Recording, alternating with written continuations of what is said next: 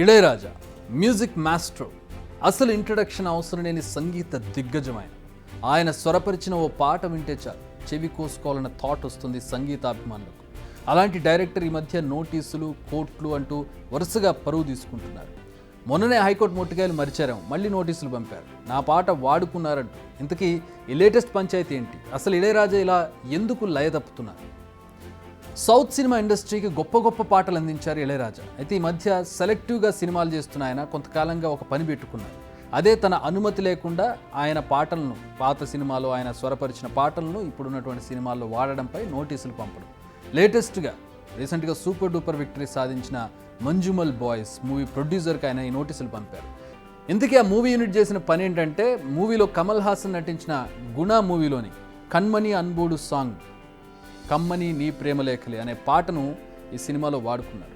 కథం, తన పర్మిషన్ లేకుండా సాంగ్ని ఎలా వాడుకుంటారు? భయం లేకుండా పోయింది మీకు, వెంటనే పరిహారం చెల్లించండి అంటూ ఆయన నోటీసుల్లో పేర్కొన్నారు.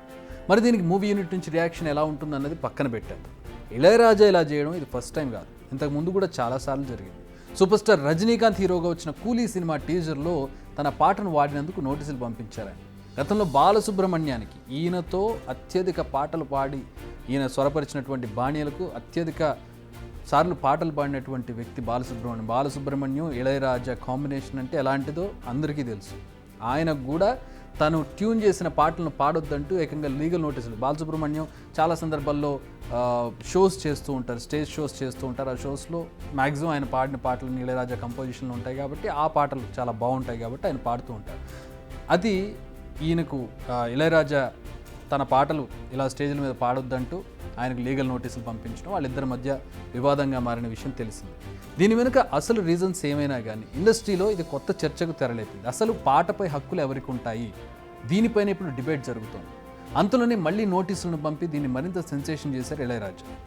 ఒక్క బాలు, మంజుమల్ బాయ్స్తో మాత్రమే కాదు, అనేక రికార్డింగ్ సంస్థలతో కూడా ఇళయరాజాకు వివాదాలు ఉన్నాయి. రైట్స్, రాయల్టీ వివాదాలతో ఆయన నిత్యం కోర్టుల చుట్టూ తిరుగుతూ చాలామందిని తిప్పుతూ ఉన్నారు. ఈ పంచాయతీ మద్రాస్ హైకోర్టుకు కూడా వెళ్ళింది. అప్పుడెప్పుడో రికార్డింగ్ కంపెనీలతో కుదుర్చుకున్న పాటల ఒప్పందాల గడువు ముగిసిందని, సో ఆ కంపెనీలు తన పాటలు వాడుకోవద్దంటున్నారు ఇళయరాజా. ఒకసారి హక్కులు తీసుకున్నాక వాటి గడువు ముగిసేదేమీ ఉండదనేది రికార్డింగ్ కంపెనీల వాదన. సినిమా పాటల హక్కులు నిర్మాతవి కదా, ఆ నిర్మాత దగ్గర మేము రైట్స్ తీసుకున్నాం, ఇక డబ్బు తీసుకుని వర్క్ చేసి పెట్టిన మ్యూజిక్ డైరెక్టర్ లొల్లి ఏంటనేది రికార్డింగ్ కంపెనీల మరో వాదన. కానీ తనది క్రియేటివ్ వర్క్ కాబట్టి కాపీ రైట్స్ వర్తించమంటాడు ఇళయరాజా. ఈ పంచాయతీ తేలడం లేదు. కానీ విచారణ సమయంలో హైకోర్టు మాత్రం ఓ హైలైట్ క్వశ్చన్ అడిగింది. ఒక్క సంగీత దర్శకుడికి అదనపు డబ్బు సంపాదన దేనికి? సింగర్స్, లిరిక్ రైటర్స్, ఆర్కెస్ట్రా కృషి లేకుండా పాట ఎలా రెడీ అవుతుంది? అలాగే అందరికీ డబ్బు ఇచ్చి పని చేయించుకున్న నిర్మాతే అసలైన హక్కుదారు కదా అంటోంది కోర్టు కూడా.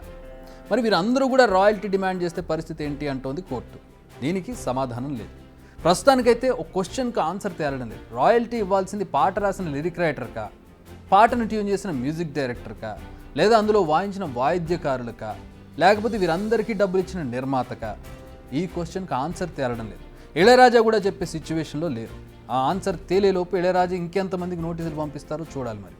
కానీ ఒక్కటైతే నిజం, ఆయన పాటలు ఎంత ఫేమస్సో ఇప్పుడు ఈ వివాదం కూడా అంతే ఫేమస్గా మారుతుంది. ఆయనపై ఉన్న గౌరవాన్ని తగ్గిస్తోందని చెప్పడంలో ఎలాంటి డౌట్ లేదు. ఆయన ఇమేజ్కు చిల్లు పడేలా చేసుకుంటున్నారు ఆయన. ఇది ఇవాల్టి అవుట్లుక్. మరిన్ని అంశాలతో రేపటి అవుట్లుక్లో కలుద్దాం. Stay tuned.